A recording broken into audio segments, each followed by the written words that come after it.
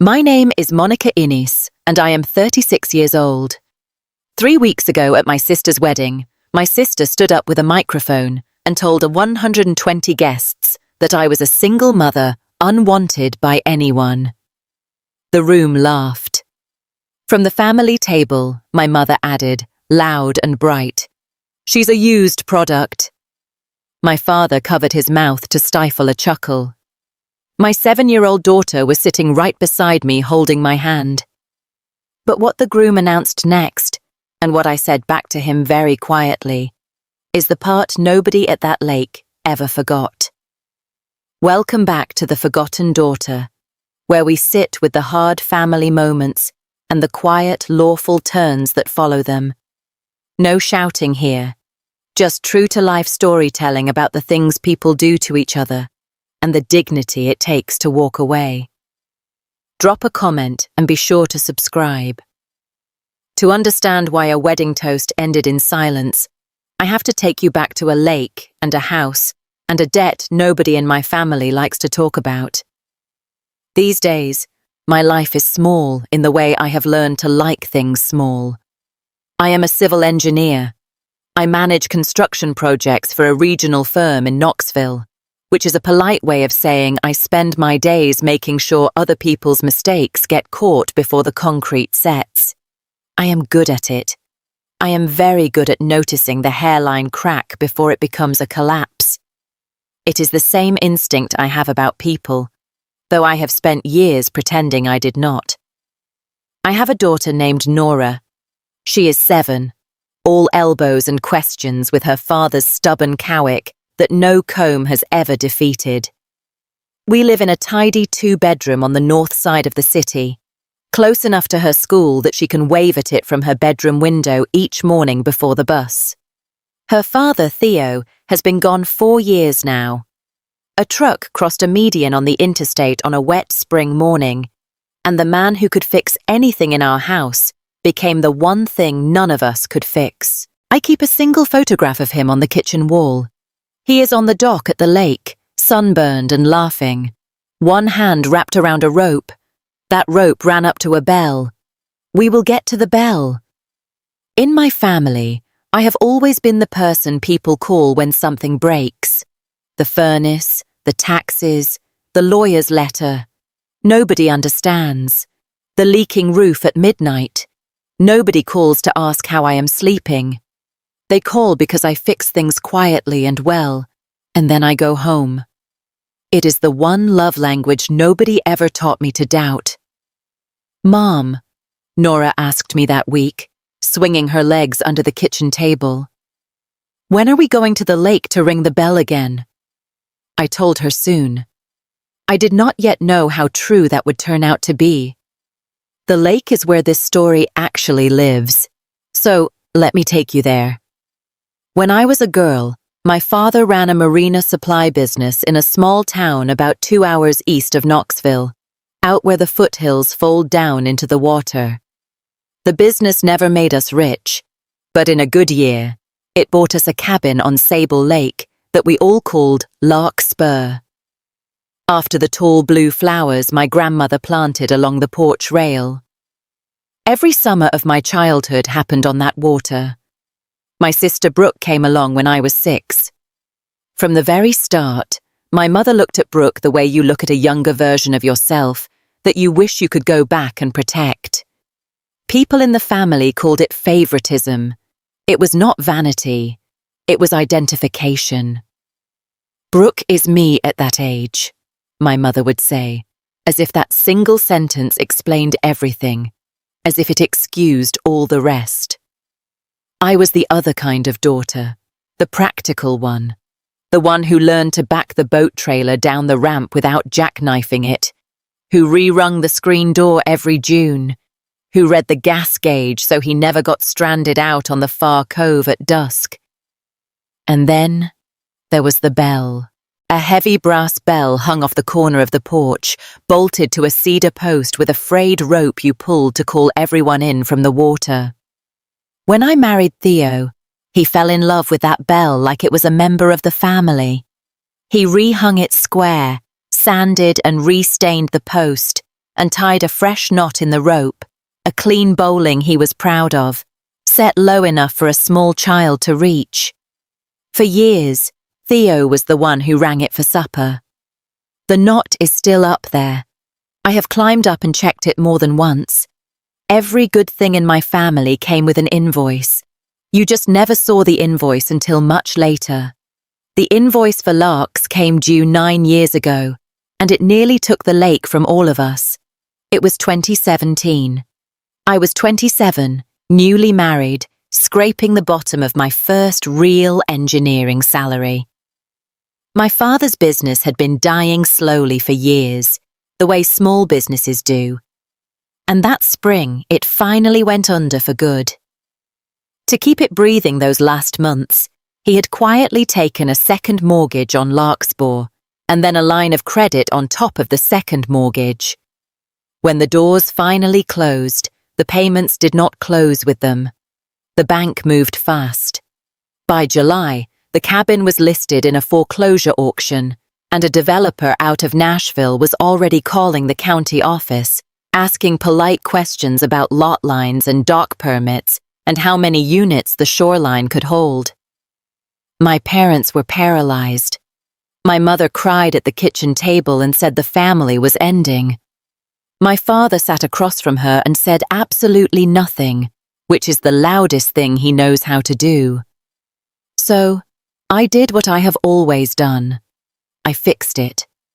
I emptied the savings Theo and I had been building toward a house of our own. I took out a small personal loan against my own name. I bought Larkspur at the short sale, and the deed went in my name alone, because at that point I was the only one in the family the bank would lend $1 to. Theo spent that entire autumn out there with a tool belt and a thermos of coffee, lying on his back in the crawl space, replacing the rotted joists under the porch so the place would pass its inspection.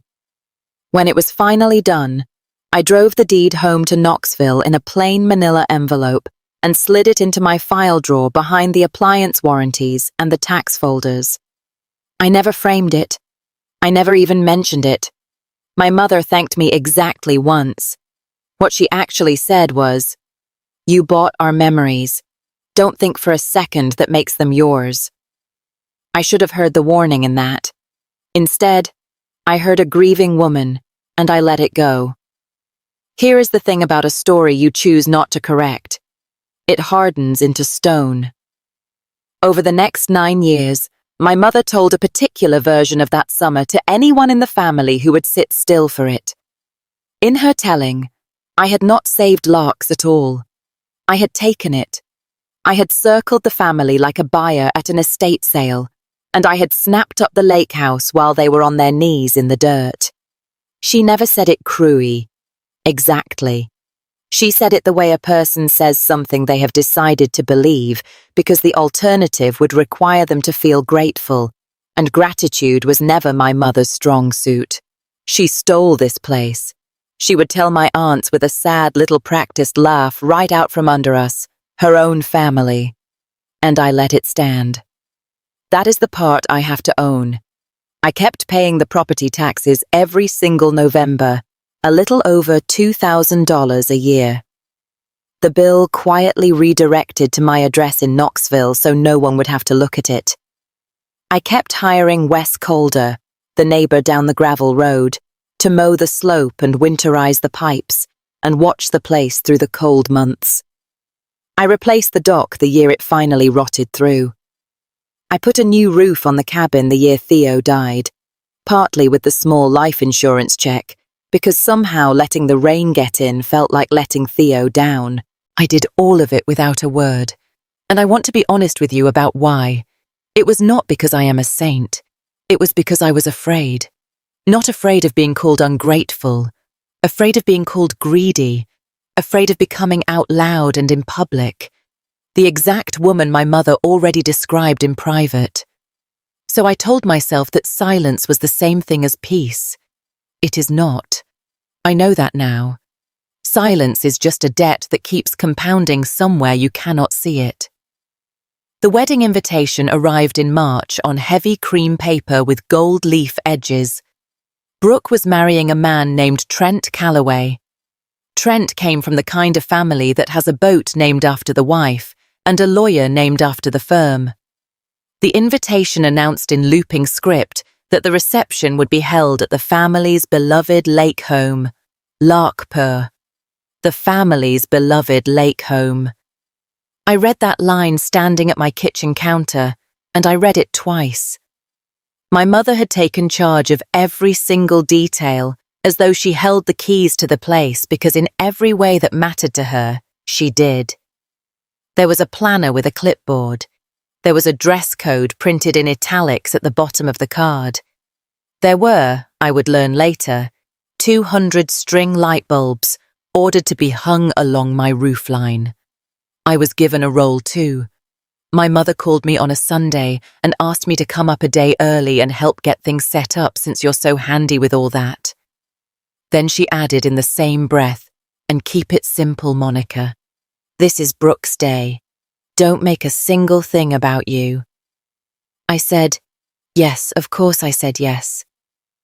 I was still telling myself even then that Larks was my gift to give, that by letting them all celebrate there, I was choosing a quiet generosity that nobody needed to know about. I did not yet understand that they had already decided to give it for me. "It's only right," my mother said just before she hung up. "The lake is the heart of this family. It should pass to Brooke and Trent to start their life." I stood there holding a dead phone line against my ear for a long, long time. The hardest decision that week was whether to bring Nora at all.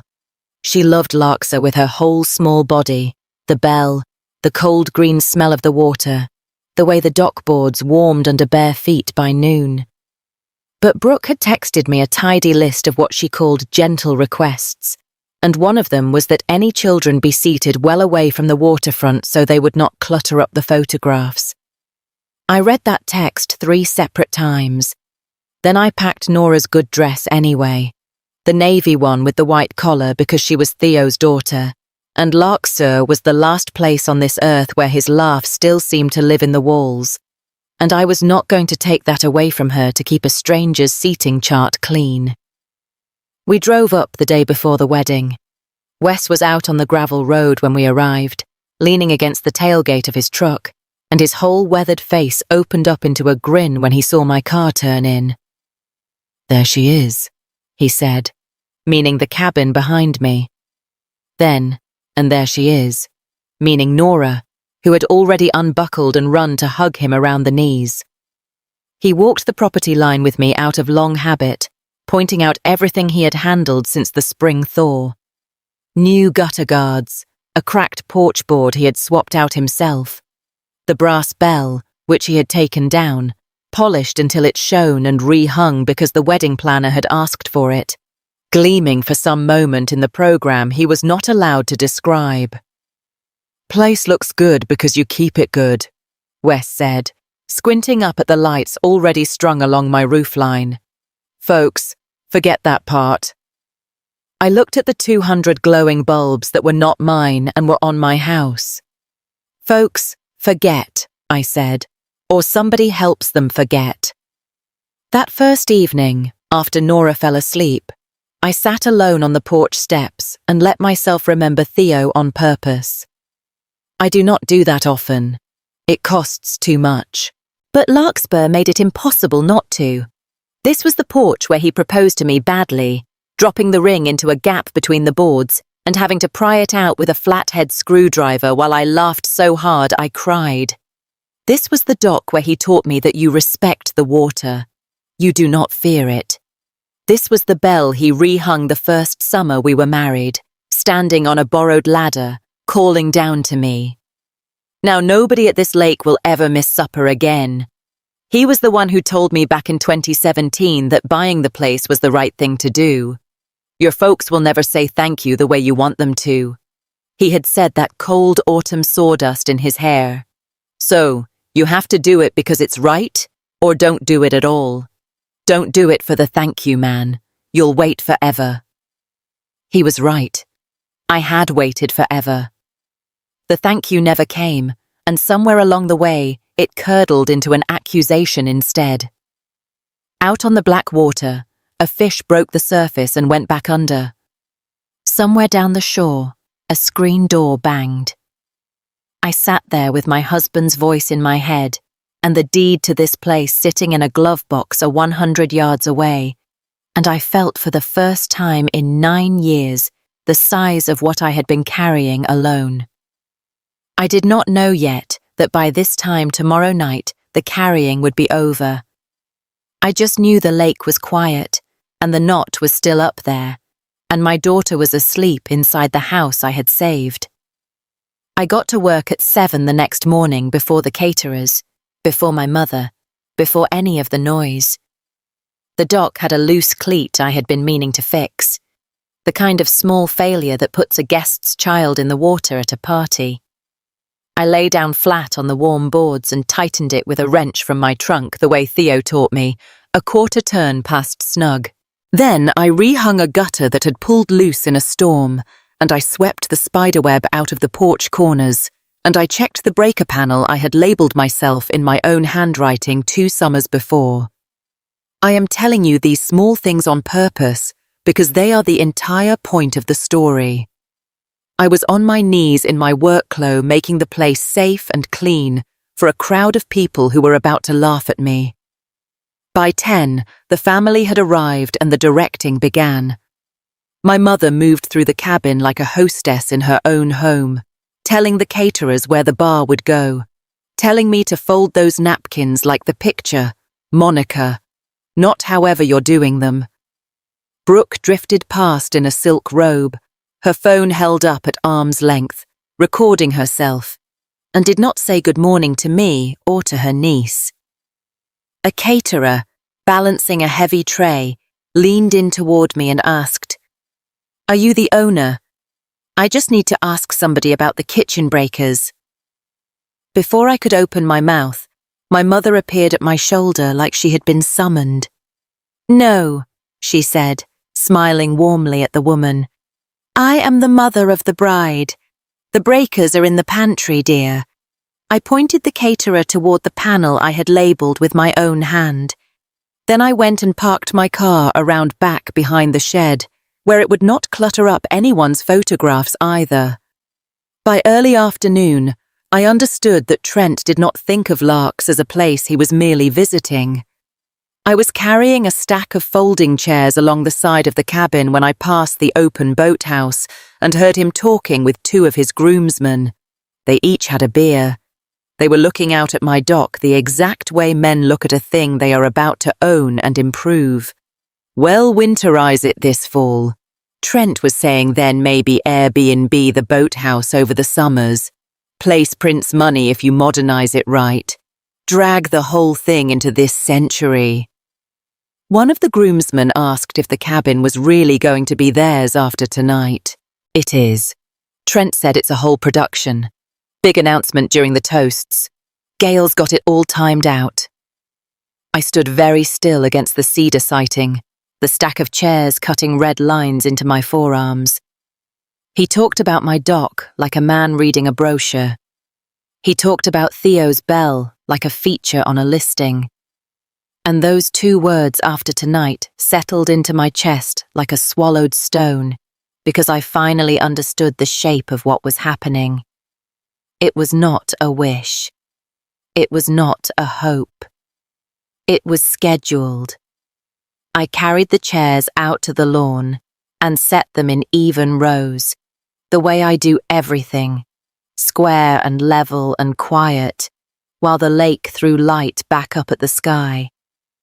And I started for the very first time to do the real math on 9 years of my own silence. Let me step out of the story for just one moment. If you have ever been the one who fixes everything and gets thanked for nothing, then you already know the strange, specific loneliness I am describing. The quiet work that nobody sees. I would love to know that I am not the only one out here. If a moment like that has ever happened to you, type the word invisible down in the comments so I can find you.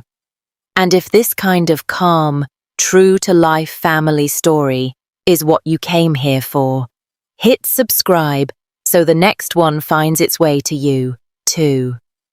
Now, back to the lake and to the little gold card I found waiting at the head table. The rehearsal dinner was held out on the lawn that night under my new string lights.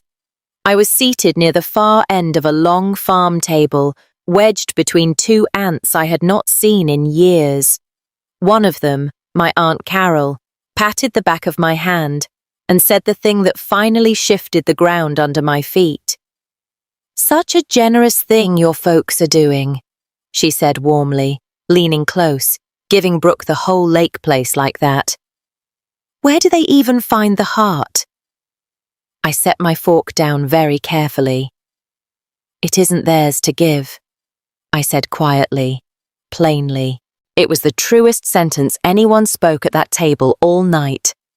Aunt Carol laughed, the easy way you laugh at a modest person waving off a compliment. "Oh, you in women and your manners," she said, and she turned back to her plate and her wine. That was the moment it became real to me. The gift was not a plan being whispered behind closed doors. It was a fact already circulating through the whole guest list, polished smooth by repetition, accepted by everyone as settled family history. My parents were never going to ask me for larks. They were going to stand up and announce it as already given in front of a crowd, and trust that I would never be rude enough to contradict them in public. Down the table, my mother caught my eye and smiled. It was not a warm smile. It was a smile that said, "You'll do the right thing, Monica, the way you always do." I had said the only true sentence of the night exactly once. Nobody at that table heard it. What stung most that day was not the cruelty. It was the smallness. All afternoon my mother used me the way you use hired help you do not entirely trust. Move that. Not there. There. Did you check the ice, Monica? The caterer needs the gate code. You would know it. Each instruction was given in front of someone, an aunt, a bridesmaid, a vendor, so that everyone watching learned the same quiet lesson about where I stood in the order of things. At one point, Brooks, maid of honor, a kind, seeming young woman, asked me how I was related to the bride. "I'm her sister," I said. The young woman's face did a small surprised thing. "Oh," she said. "I just assumed you were with the rental company. You've been so on top of everything." She did not mean it as an insult. That is what made it land like one. I had spent the entire day so busy keeping the machine of this wedding running that I had become to a room full of strangers indistinguishable from the staff. I went into the kitchen, ran the cold tap, and pressed my wrists under the water until my pulse slowed down. Through the window, I could see Nora out on the lawn, spinning in circles in her navy dress, looking up at the lights. I thought about Theo telling me not to do it for the thank you. I thought I never expected a thank you, but I never thought they would charge me rent in dignity for a house I bought with my own hands. Then I dried my wrists, fixed my face, and went back out to fold more napkins like the picture. That night, I sat alone in my car in the dark, and I very nearly gave the whole thing away. I want to be honest about that, because it is the part people always skip in stories like this. I did not feel powerful out there. I felt cornered and bone-tired, and afraid of the woman my mother would describe to everyone if I dared to say no. I thought, it is only a building. It is only a piece of paper. Is a deed really worth a family?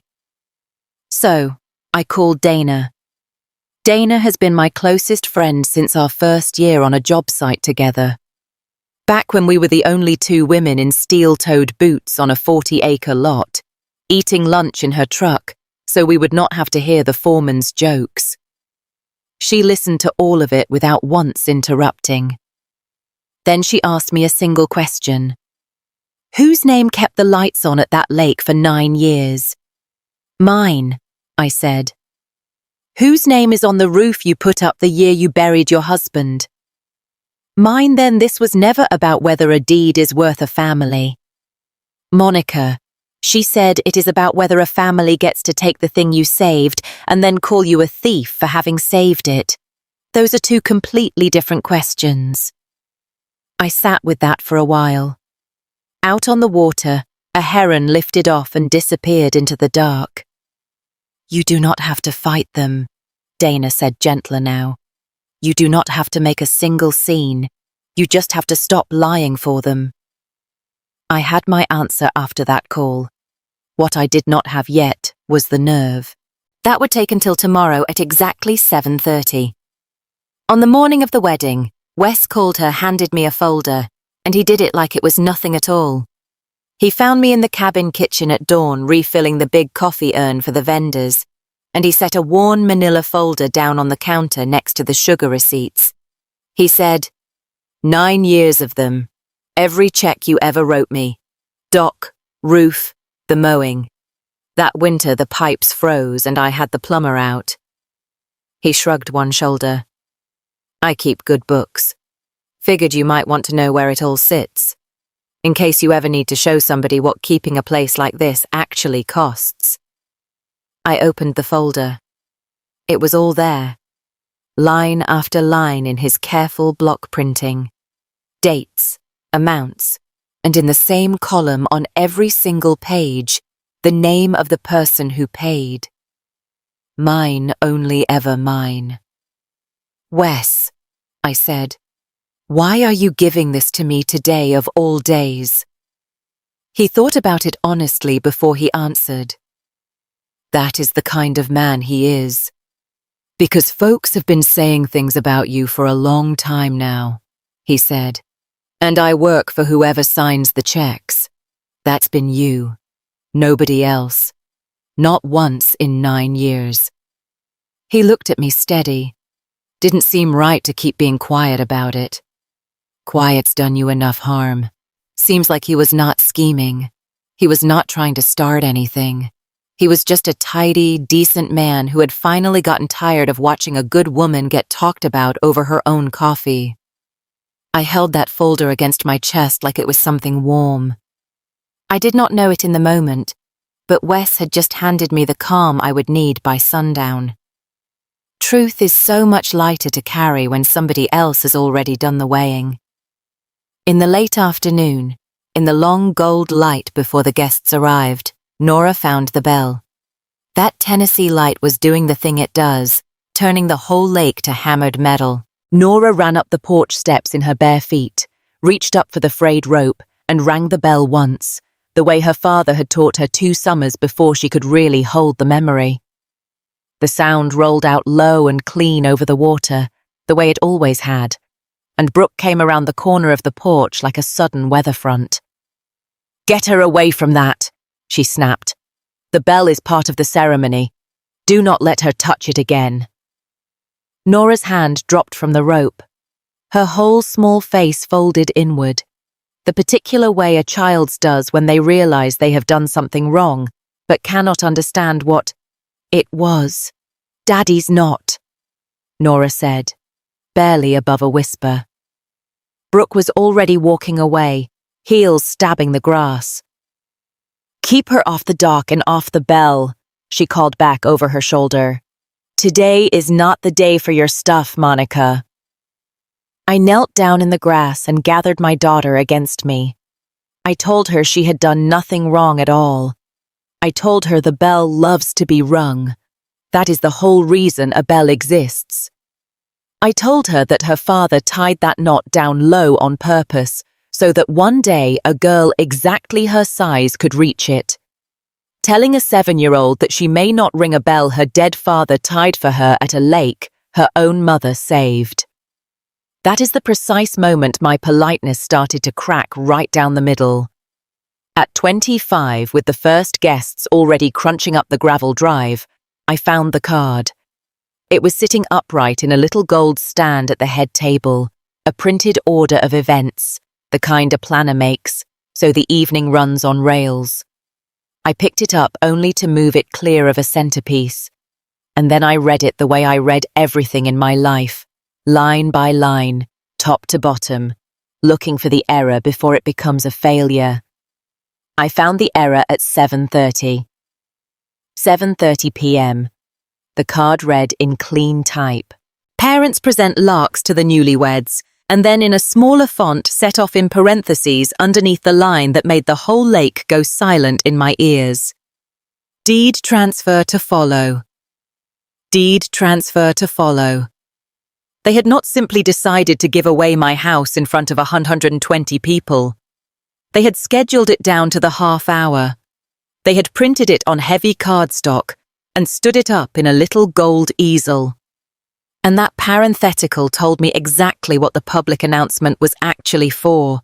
It was the lever.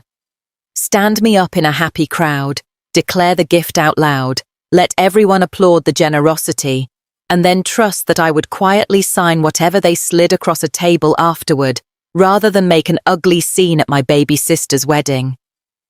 I set the card back down exactly where it had been, square to the edge. Then I walked out to my car behind the shed, opened the glove box, and took out the plain manila envelope I had carried up from Knoxville, without quite letting myself ask why. Inside was the deed recorded in 2017, sole grantee, Monica Innes. Behind it, 9 November of paid tax receipts, and behind those, Wes's careful folder. I read my own name on the deed twice slowly. 7:30. I had until 7:30 to decide exactly who I was going to be.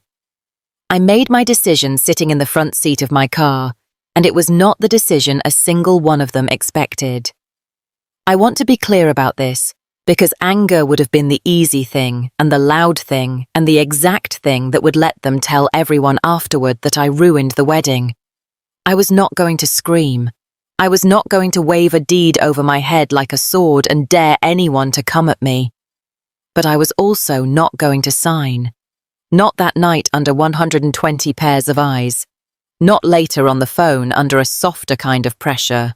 Not ever. Under pressure dressed up in a bow and called a gift. I decided that if they were going to tell a lie out loud and in public, then I would answer it out loud and in public once plainly. The way you point out the load-bearing math to a contractor before the wall goes up instead of after it falls. Not to win, not to humiliate anyone, simply so that nobody gets hurt when the thing they built on a lie comes down. I sat there and I practiced the sentence under my breath in the rearview mirror until it stopped shaking on the way out of my mouth. Larks is not my parents to give. Over and over, flat and even, until it sounded like a fact and not a wound. Then I got out of the car, smoothed the front of my dress, and went to find my daughter. Calm is not the absence of feeling. Calm is a decision you make about where the feeling goes. I had decided before the ceremony started. I did the one thing I needed to do. I found Wes, and I found a seat for Nora. "Would you keep her with you tonight during the toasts?" I asked him. "Right beside you, no matter what gets said." Wes looked at me for a long second, and I think he understood almost everything I was not saying. "I'll keep her," he said. "You do what you need to do." I knelt in front of Nora and fixed the collar of her navy dress. "You're going to sit with Mr. West tonight," I told her. "And some grown-ups might say some silly, unkind things. They are not true, and they are not about you. Can you be brave for me?" She nodded. The way children nod when they trust you more than they understand you. And after I said, "You and I are going to ring that bell together, I promise." Her face lit up at that. The bell. Her father's not the one thing at that whole wedding that was honestly, lawfully ours. I stood up across the lawn. The string trio was tuning. The light was going pink and low over the water, and Larkspur glowed behind it all like something out of a postcard. Every board of it kept standing by my own 2 hands. I took my seat at the very back near the treine, far from the dock and the photographs, exactly where I had been assigned. And I waited for 7:30 the way you wait at the bottom of a hole for the dirt to start. Quiet, steady, ready. The ceremony itself was the prettiest thing that Lake had ever worn. They married at dusk down by the water with the string trio playing and the last of the light coming up pink off the surface. Brooke was genuinely beautiful. Trent was handsome and easy. 120 guests sat in white wooden chairs that I had set out in square level rows that very morning on a lawn whose edges I had trimmed myself in front of a cabin I had personally kept standing for 9 years. Nora sat beside Wes near the back, his big hand resting on the back of her chair. The brass bell hung up on the porch with a length of velvet rope tied around it, now roped off reserved for some moment in the program that I had not been allowed to know about. I watched my little sister marry into real money on the strength of a place she did not own, and I felt something I had not expected to feel. It was not rage. It was a strange level, almost peaceful calm.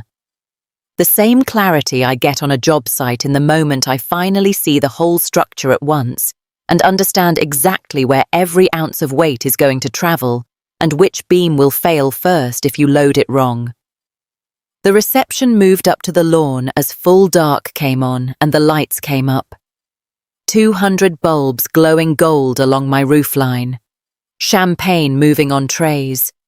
The planner with her clipboard watching her schedule. It was the prettiest evening Sable Lake ever saw, and I had built half of what every one of them was standing on. The toasts began a little after 7, and I watched the clock on the bar the whole time. The best man went first, then the maid of honor, then a college friend who cried prettily into the microphone. Glasses clinked.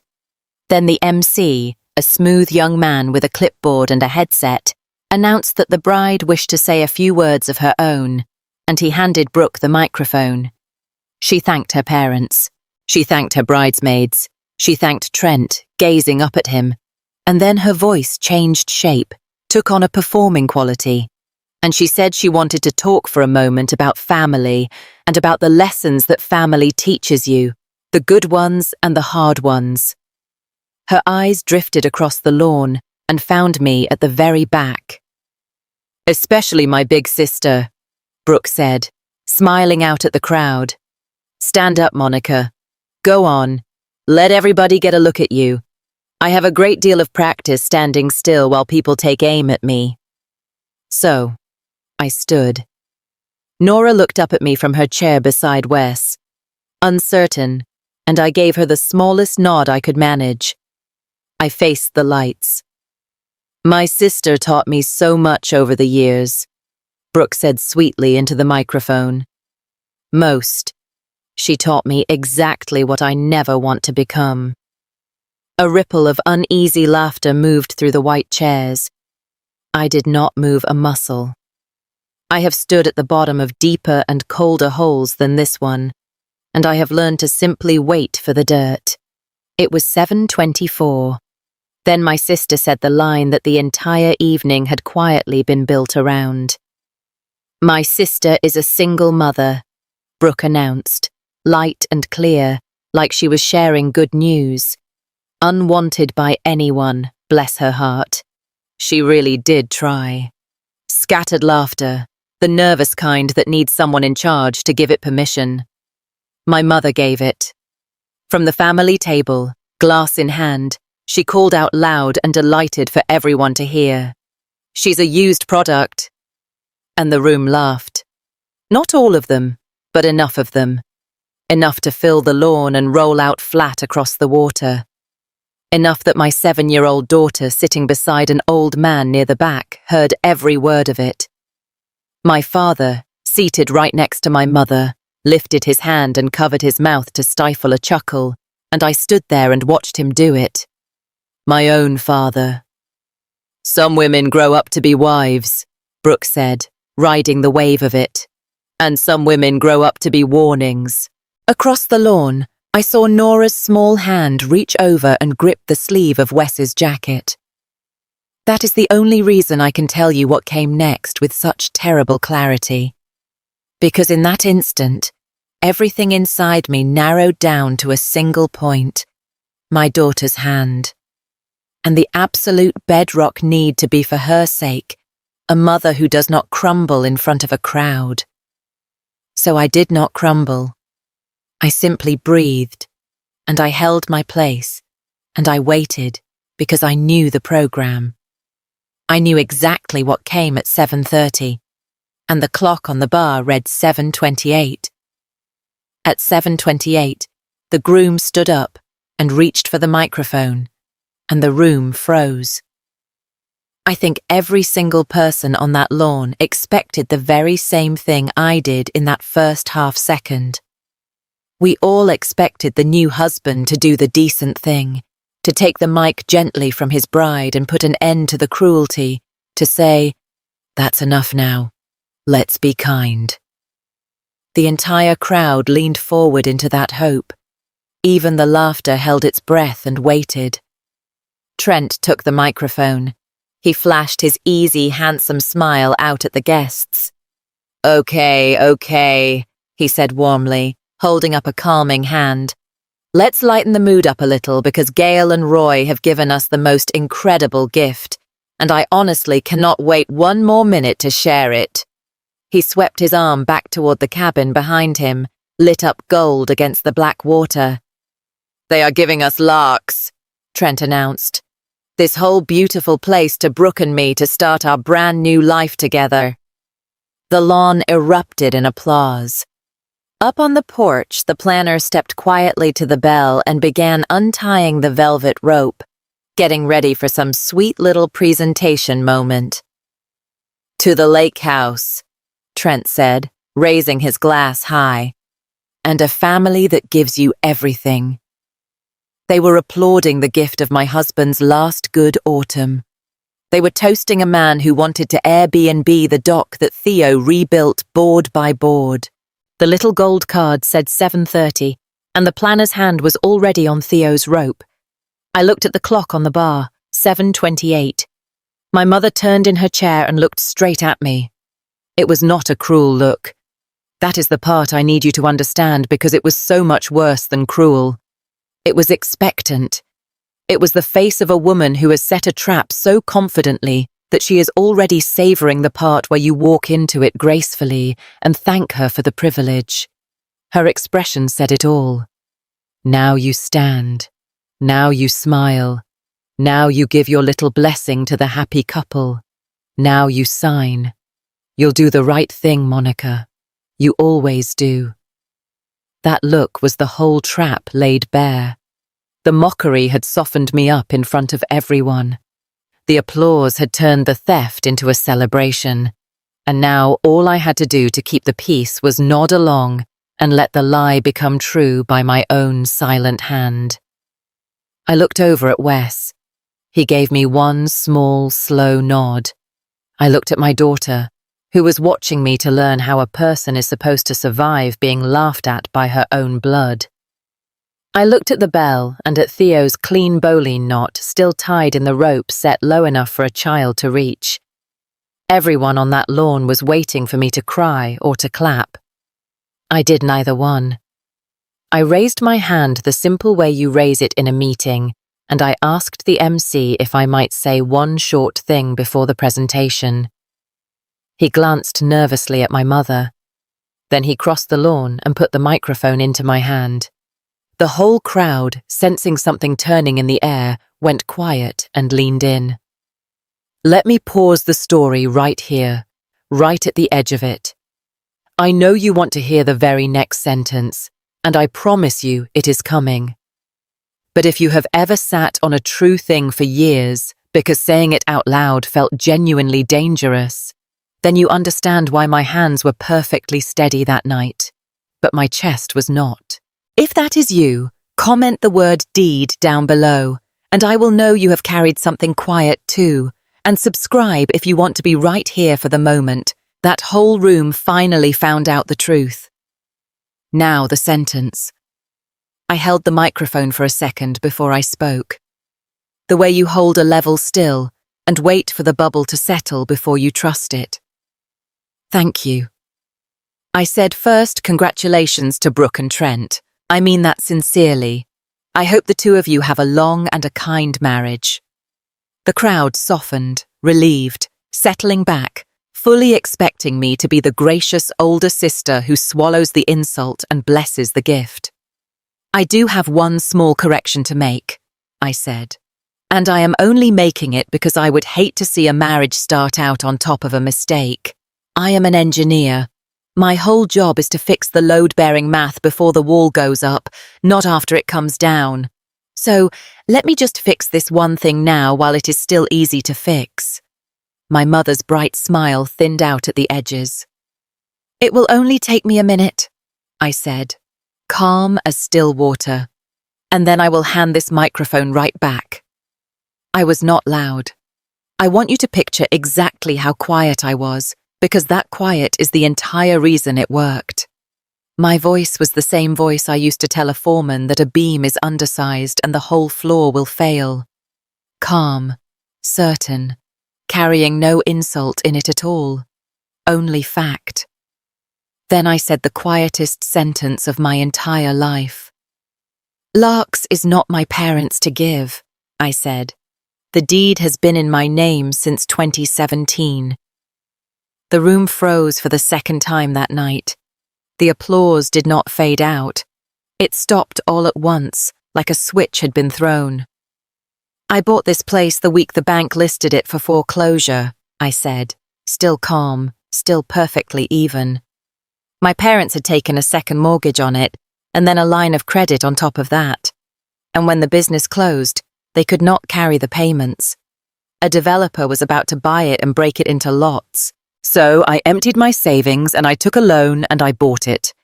My late husband spent that entire autumn lying under this porch, replacing the joists that all of you are standing on right now. I did not raise my voice one single time. I have paid every property tax bill on this land for 9 years, I said. A little over $2,000 every November. I put on the roof the year my husband died. I rebuilt the dock when it rotted. I pay the man who keeps these pipes from freezing every winter. None of it was ever a secret. It was simply never said out loud, because for 9 years I let a kinder story stand in its place. I looked at my sister, and then I looked at my mother, and I said the thing I had practiced in the car until it stopped shaking. I did not take larks from this family. I said I kept it for this family. And I am not telling you any of this to win. I am telling you so that nobody at this table signs away something tonight that was never theirs to sign. My mother came up out of her chair like the floor underneath it had caught fire.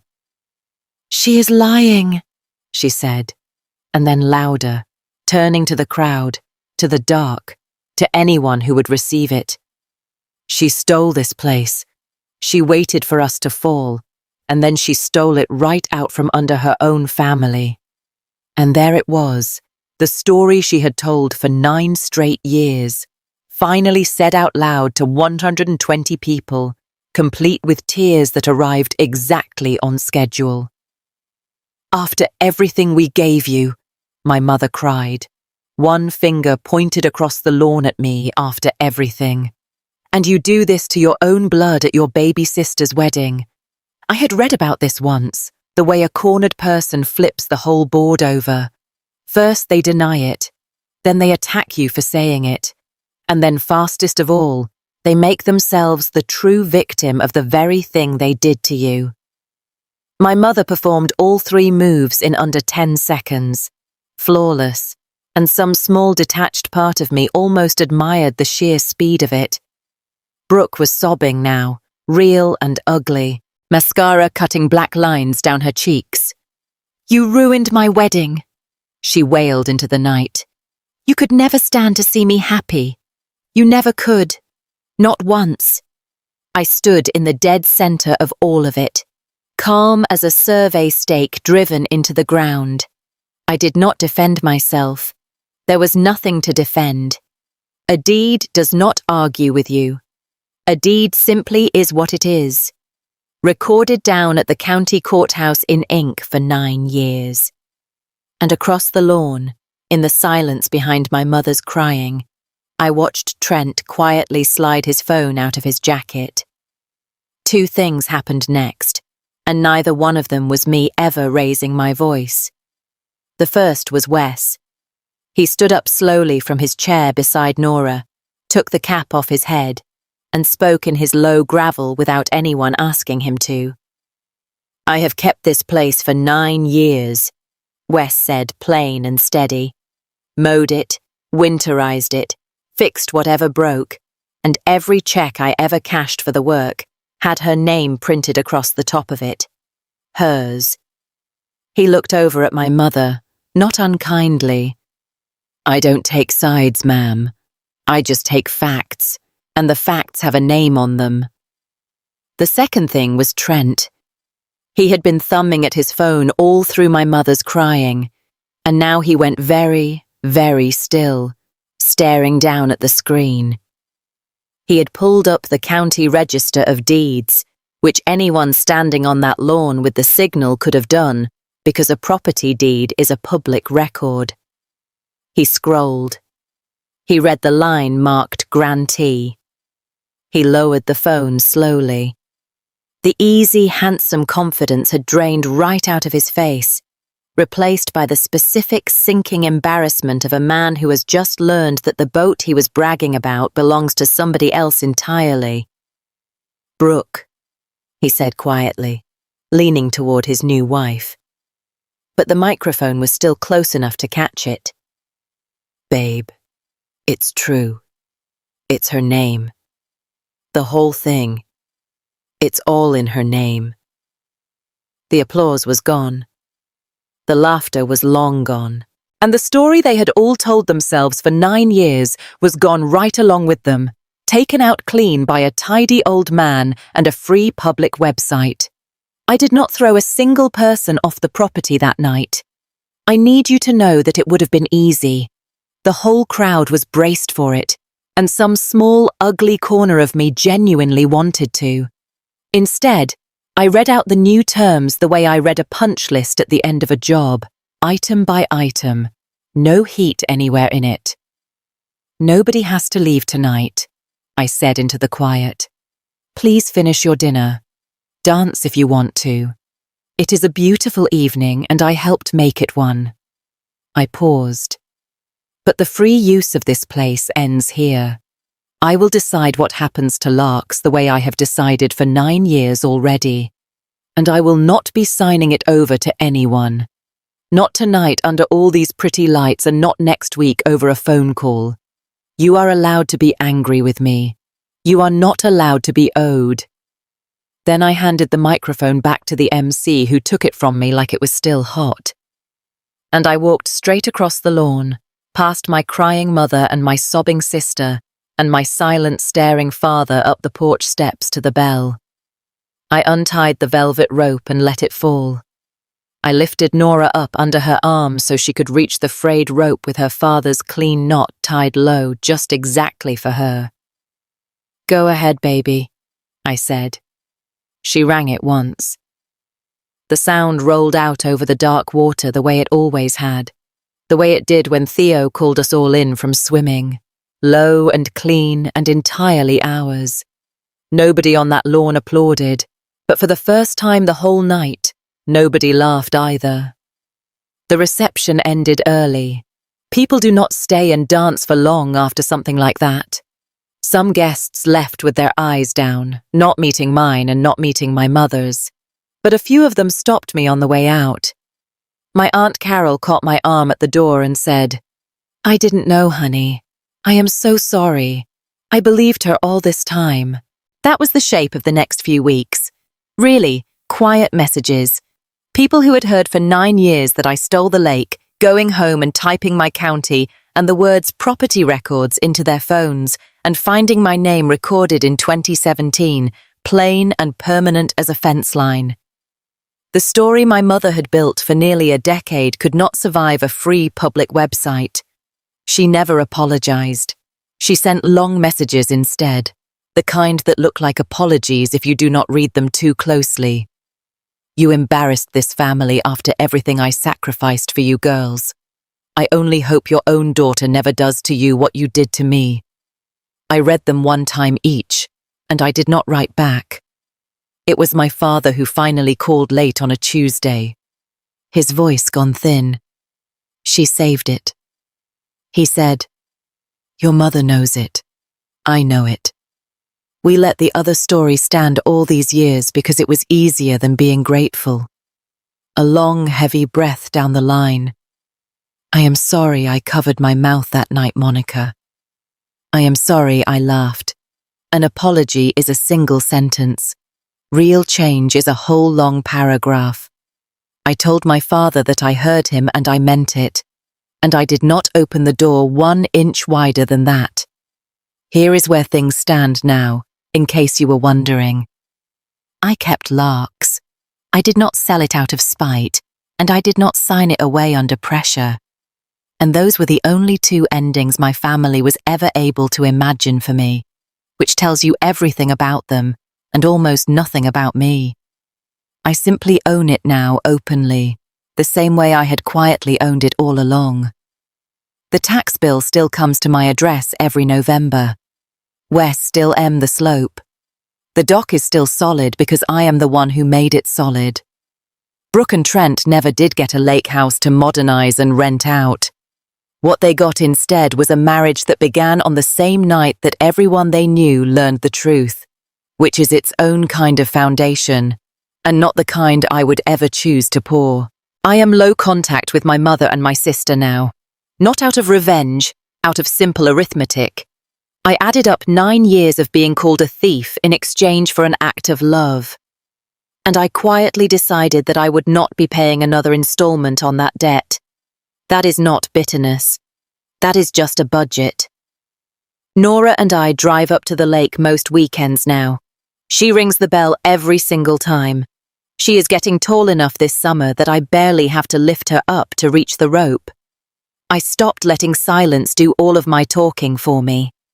And it turns out the whole truth fit on a single recorded page down at the county courthouse. And it had been wearing my own name the entire time. If there is one thing I want you to carry away from my story, it is just this. You do not owe anyone the comfortable lie, not even the people who first taught you how to keep it quiet. That is my story. 1 lake, 1 deed, and 1 very quiet sentence. If this reminded you to keep your own name on the things you have earned, take that as your sign to go and check. Share this with someone who needs to hear it. Comment, subscribe, and I will see you in the next one.